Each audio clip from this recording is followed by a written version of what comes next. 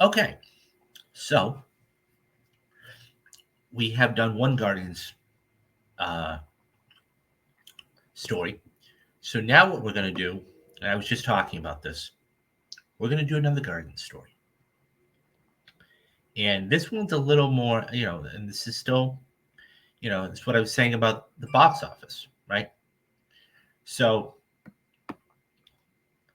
this one, okay, comes from Variety, and it talks about the staying power. And it says, for Guardians of the Galaxy 3, it's all about box office staying power. Guardians of the Galaxy kicked off the summer movie season with $118 million domestic box office, falling just short of expectations, which is still the highest debut of the year.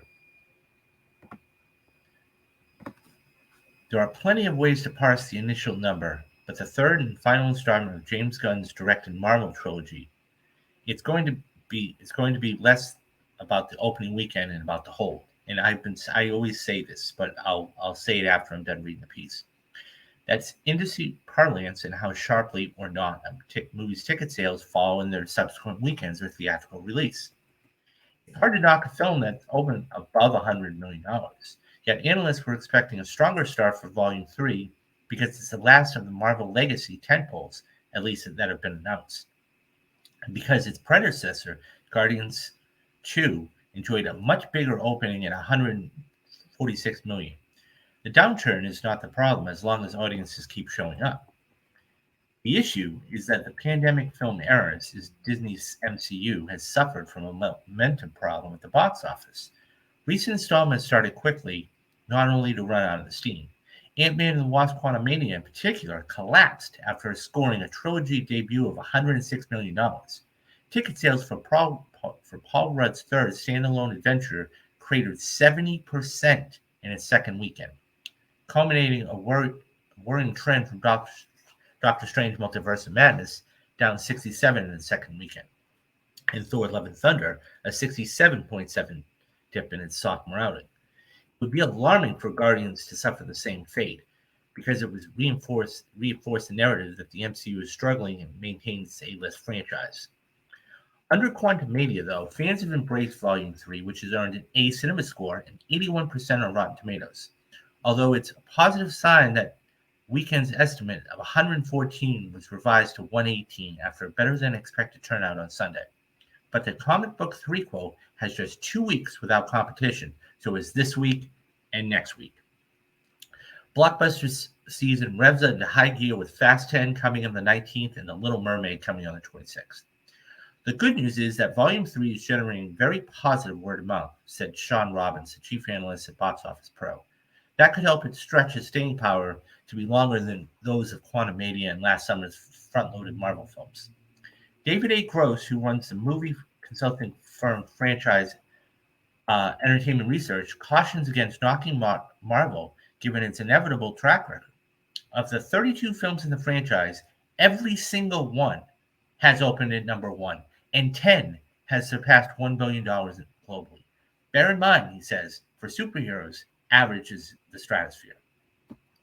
While that is true, the average film would kill to open 100 million its entire theatrical run, much less its opening weekend.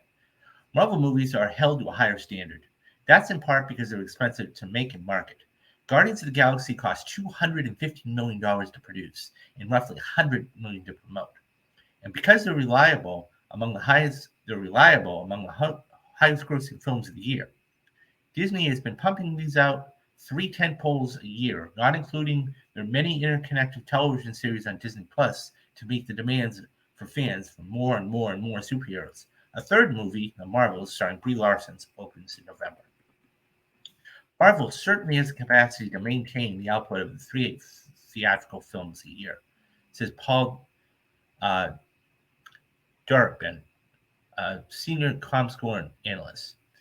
The key is to tap into what's the best of the brand and has to offer in terms of interesting characters and intriguing storylines. It's been hard to sustain that level of output since 2019's Avengers Endgame. an epic finale that was 10 years and 22 films in the making, especially as movie theaters continue to recover from the pandemic. Analysts aren't calling it superhero fatigue because despite being the big second weekend drops, last year's Doctor Strange Multiverse of Madness and Thor Love and Thunder ultimately managed to power to $955 and $760 million respectively. Ant-Man 3, however, failed to reach $500 million, ending that trilogy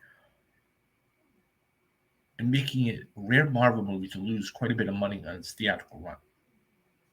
But those who closely follow the movie theater industry caution that Marvel can no longer coast on its bona fides without delivering a new groundbreaking blockbuster. Eventually, they worry, audiences will tire of the same story over and over, especially if the story isn't that good. Marvel is building their post-Endgame roadmap, and it has never been more challenging and clear how challenging it is, said Robbins. Okay, let's talk about this because there's a lot to digest there. So first and foremost, okay, I think what you have to look at is the fact is that as the piece stated, okay, you had 22 films, okay, that led up to over a 10-year period that led up to, um, Endgame and Infinity War. And by the way, guys, I did a 5-year, excuse me, I did a 5-year anniversary video on Infinity War. I will put in the right up there in the corner. So that being said, here's the thing. What Marvel there's a lot of things going on. There's a lot of moving pieces. As I said, the big start from Multiverse of Madness, okay, was because of No Way Home. Because No Way Home, okay, what they did was they had Doctor Strange in that. So when Doctor Strange is in the next one, you're thinking, okay, this is going to really be cool. Even though it wasn't, So that's why, number two, you will never see a Marvel movie, at least in my lifetime, okay, that will gross under 100 million opening weekend, ever. Because they have the audience. It's a 4-quadrant film. You have your comic book readers, you have your kids, and that's why they're all PG-13. They can get away with some stuff, okay? You have your adults, okay? And they're going to be fun for everybody. Now, it's all about the story. I think the other thing, too, is this. When you are pumping all of these films out, it's very difficult to get its quantity over quality. And I think the problem becomes that, and especially with the Disney Plus series, right? Whether it's Loki, whether it's WandaVision, whether it's She-Hulk, I would rather see the Marvels. I would rather see 5 incredible projects a year over both, whether it's feature film and Disney Plus, than 10 mediocre ones. Because people are getting tired of it. They won't say it, even though the Marvels was one of the highest rated film or shows on Disney Plus. Okay, that all being said, the other thing now, look, if you want to introduce a character like a Miss Marvel on Disney Plus to have it be there in November, that's fine. But I don't need you to keep pumping these things out. And that's the problem. All of that being said, I think that Marvel has made their money. They've made their billions of dollars, not only on good storytelling, because they have had quite a few, as the piece described, okay, hit $1 billion. Now, I've always said this, okay? They've had 32 films, okay? Every single one, think about this. Every single one has debuted at number one. Every single one. And 10 of them have hit $1 billion. That's incredible, or more. That's incredible. That's incredible. So the problem with a film, and I did, at the end of the spoiler cast, I talked about this with Matthew. You have a lot of films out there that their post-credit scenes, okay, we don't know where they're going. We have no idea. All we know right now is we have a big bad in Kang that was in Loki season 1. That's it. That's it. Okay? You have films that you've put out that you have not announced anything for, that have nothing, I mean, to a certain extent, almost nothing to do with it. And people are wondering what you're doing and where you're going. You have the Eternals, okay? You have Black Panther Wakanda Forever. You have, several other films that are not, Guardians of the Galaxy, that end credit scene, which I won't talk about. You guys can watch the spoiler cast for that. You have all of these things, but Kang has only been in one series. And that film, Ant-Man and the Wasp, which, by the way, they shoehorned him in because they said, "Oh, we've got to tell him what the big bad is. We got to," and it didn't work. It didn't work because the thing is, if he's supposed to be such a big bad, okay, why you put him in an Ant-Man movie then? It doesn't make any sense. I mean, if you want to tease all of this, fine. But that's why they did what they did. And as far as the drop is concerned, Marvel films have always been front-loaded, inevitably, invariably. Whether it's Doctor Strange at $187 million, or it's Thor: Love and Thunder, or it's, Guardians of the Galaxy, they've all been front-loaded. All of them. And then, yes, I've always said this, it's not about that opening weekend, because everybody's going to go to it. It's about that second weekend, because either people are going to wait to see it, okay, or they're going to go back and see it again. And this is why, look at Mario. And I know it's animated, I know it's, shorter, but look at Mario. That film had legs, okay? That made over $500 million domestically. And it was number one for 4 weeks in a row. And it still made almost $19 million this week. Think about that. Think about that for a minute. Now, I will say one thing. They do have a luxury in May. Okay? Because here's the thing. Okay?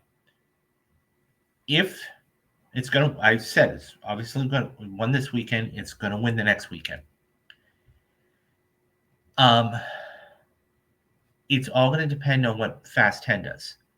If Fast 10 is not good, let's say it comes out and it's just not good. It's going to win the weekend. I'm not saying that. But let's say it's not good. People are going to go back to see Guardians again. Because that's really the only thing out worthwhile. The Little Mermaid. If The Little Mermaid is not good, and I'm not saying one way or the other. I mean, I hope all films do well opening weekend and further, continue. But let's say it's not up to snuff.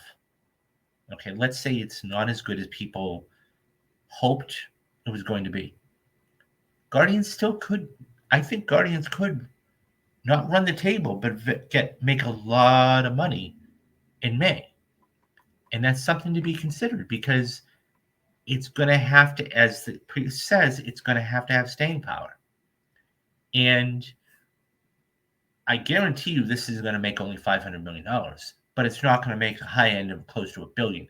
I think this could come right in at $700 to $800 million, which would be a success for them. Considering this is the last James Gunn film, considering, a multitude of other things. But once June starts, forget about it. But I can't see Fast 10 being good, and I can't, and I mean, maybe it will be, and I don't know. But all of the indications right now are Little Mermaid's not going to do well because people are getting very tired with the live action Disney movies. Even though The Lion King made $1 billion, okay, and even though Beauty and the Beast was okay, but Pinocchio was a disaster. Dumbo is not good. So I think they're going to really, and if that happens, then I think Guardians is going to do very, very well. But we'll have to see. So it will definitely win this. It definitely win this weekend, and it definitely will win next weekend. Anyways, guys, what do you think? How long do you think this run could go on for Guardians of the Galaxy? How many times will you see Guardians of the Galaxy in the theater? Will you go see Will you go see Guardians 3 if the other films aren't good? Let me know your thoughts down in the comments, and I'll get back to everybody.